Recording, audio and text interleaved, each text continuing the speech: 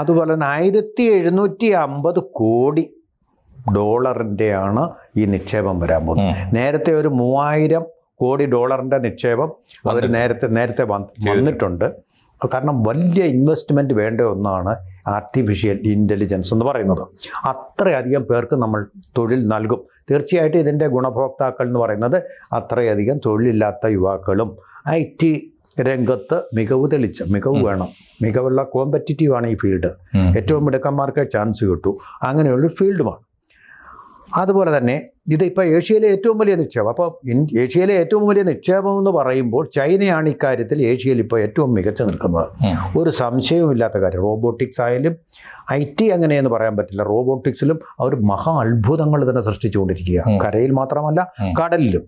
അതിൻ്റെ വിശദാംശങ്ങളൊക്കെ നമുക്ക് അവൈലബിൾ ആണ് പബ്ലിക് ഡൊമൈനിൽ. പക്ഷേ ഇന്ത്യ ഇപ്പോൾ അത് ശരിക്കും ഒരു ക്ലോസ് കണ്ടസ്റ്റൻ്റായിട്ട് മാറാൻ പോവുകയാണ് ഈ നിക്ഷേപത്തോടു കൂടി.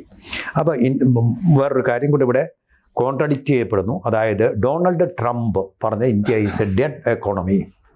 അങ്ങനെ ഡെഡ് എക്കോണമിയിൽ കൊണ്ടുവന്ന് നിക്ഷേപിക്കാൻ മണ്ടന്മാരാണ് അവിടെ ഇരിക്കുന്ന തലമണ്ട നല്ല പോലെയുള്ള ആൾക്കാർക്ക് മാത്രമേ ഈ ഫീൽഡിൽ മികവ് നേടാൻ കഴിയുള്ളൂ.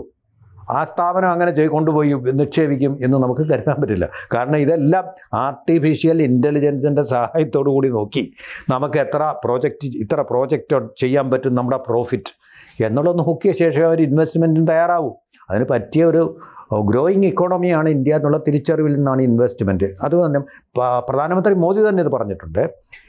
ഇന്ത്യയെക്കുറിച്ചുള്ള ശുഭാപ്തി വിശ്വാസം, അദ്ദേഹം ഭാരതത്തെക്കുറിച്ചുള്ള ശുഭാപ്തി വിശ്വാസം വിദേശ ഇൻവെസ്റ്റർമാരിൽ വളരെ പ്രകടമാണ് എന്നാണ് പ്രധാനമന്ത്രി പറഞ്ഞിരിക്കുന്നത്. കൂടുതൽ വാർത്തകളും വിശേഷങ്ങളും നിങ്ങളിലേക്ക് എത്താൻ ABC മലയാളം സബ്സ്ക്രൈബ് ചെയ്യുക, ബെൽ ബട്ടണും അമർത്തുക.